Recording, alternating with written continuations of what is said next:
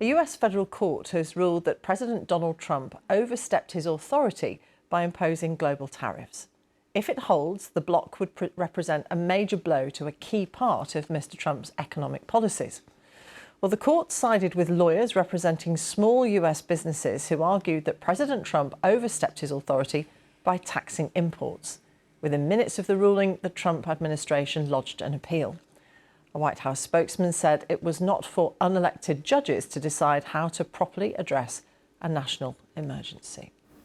With us is our business correspondent, Mark Leel. Talk to us more, Mark, about what's actually happened here. Well, in the last few hours, this federal court has blunted one of Donald Trump's key economic weapons that he wanted to use to boost US manufacturing and to protect jobs. Now, if you cast your mind back to Liberation Day, as Donald Trump called it, on April the 2nd, when he was standing up in the White House garden with that board with all those numbers on, all those reciprocal tariffs, that global import tax that he put on most countries around the world, and also country-specific ones like the big ones on China and the EU that have been jumping around like a kid on a pogo stick, has been sending global markets into disarray. And now we've suddenly had this news, excluding the tariffs on steel and aluminium and also on cars, everything else will be suspended in 10 days' time unless Donald Trump and his team can find a way to stop them.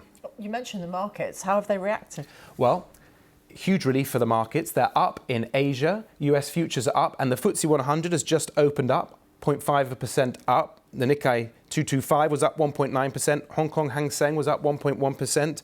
Also in South Korea, it was up 1.8%. Significant because they had already been on a rally. So stocks markets have been going up in recent days anyway. So this is definitely as a result of this news. The dollar has been strengthening too against other safe haven currencies. So there's relief there, but big questions now about the trading partners and the businesses that would have been at the end of these tariffs. So, for example, the ASEAN summit earlier this week, there were all these maneuverings. China had gone to visit the summit to decide how to deal with this big problem, and they were going to create new strategic partnerships.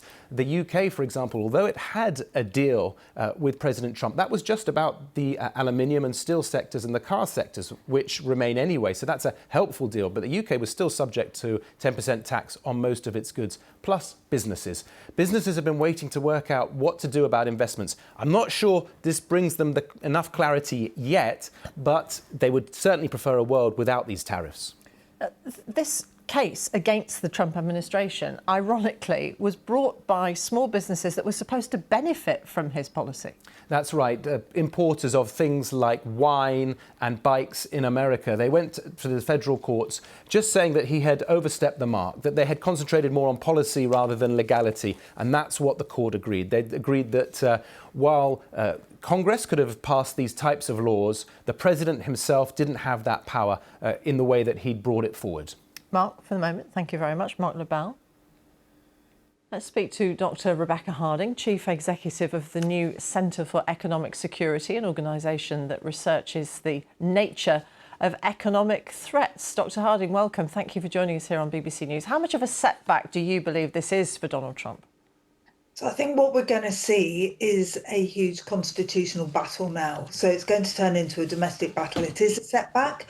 There's absolutely no question about that. But he has other tools in his armoury. And I don't want to give the administration ideas, but the idea at the moment might be that they've used the Section 232 of the Trade Expansion Act, which is what they've got the iron and steel tariffs under at the moment. So that act allows them to say on national security grounds, these sectors are able to have tariffs imposed on them. So what he might decide to do is go down a sectoral road rather than a country road. So it is a setback. It will create a conflict within the Constitution because it's now, as President Trump has said, unelected judges against an elected president.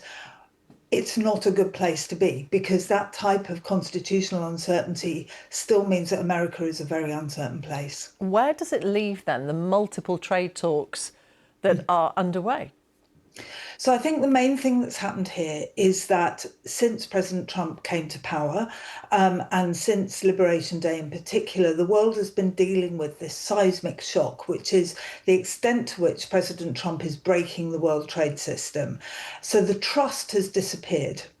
So countries are now saying we need to be more self-sufficient. We can get whatever deals we can. Europe has kind of been very slow and gradual to move into those types of trade agreements and has, in a way, almost been playing who blinks first with the American administration. So I think that trust has gone, and now everybody needs to step back and go, maybe America needs to fight its own constitutional battles first. Meanwhile, we need to build our own self-sufficiency. Where does it leave countries like the UK that have actually come up with a deal with the United States? I mean, is there any sort of mileage in them thinking, well, we needn't have bothered? I think, well, I mean, the news this morning is obviously that the administration in the UK are trying to continue and accelerate those conversations with the United States because they do affect these sectoral level tariffs on cars and on iron and steel. So I mean, the deal is fairly flimsy. It hasn't been ratified yet. I do think that there is some mileage in keeping those conversations going, but rushing to the table too quickly when there's so much uncertainty around is a risky thing. President Trump's team have said they're going to break things. They weren't joking. And this is very, very, very difficult for small businesses. So the government needs to think about how to create a stable platform for the small business sector exporting to the United States. I mean, how long might this turbulence go on for? Because legal battles can take months or even years. So you're absolutely right, and I think this is the new normal. Uncertainty is the new normal. This is where we are at, and I don't think we can predict how long it's going to take because we've had Liberation Day, and then we've had not Liberation Day. We've had the reciprocal tariffs suspended, and now we're in this situation.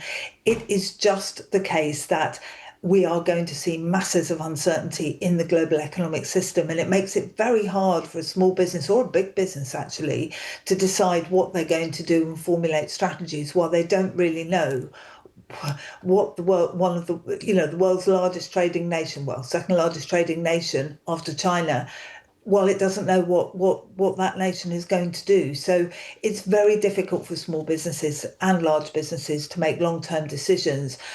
And we just don't know. So we have to deal with that uncertainty, and we have to think about what our exposures are and how we're going to manage that uncertainty in the future. Dr. Rebecca Harding, CEO of the Centre for Economic Security. Thank you very much.